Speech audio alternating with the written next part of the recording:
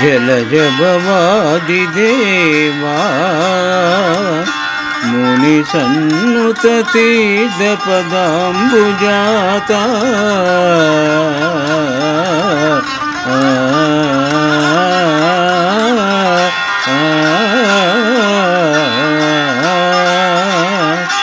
నిర్మల నవరత్న నూపుర విరాజిత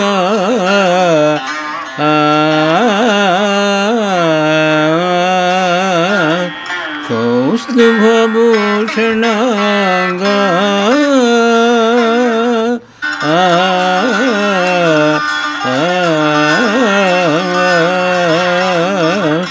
విజ్వల తులసీ తురంగ మదవాసన వాసిత దివ్యదేహ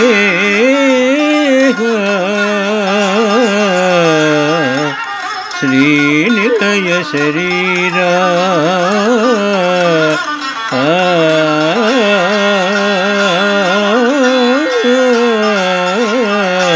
కృష్ణ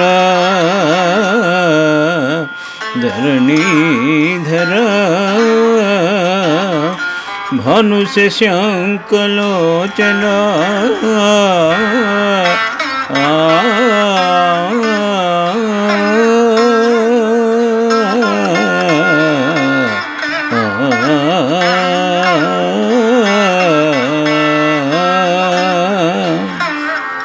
పోతన మహాభాగవతము పంచమ స్కంధము నుండి ఈ పద్యము గ్రహింపబడినది.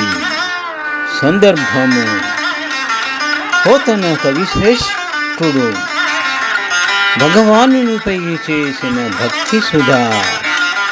పద్యభావము: బ్రహ్మ మొదలైన దేవతలు ఋషులు స్తుతించేవి పుణ్యతీర్థాల వలె పవిత్రమైనవి అయిన పాదపద్మాలు కలవాడా,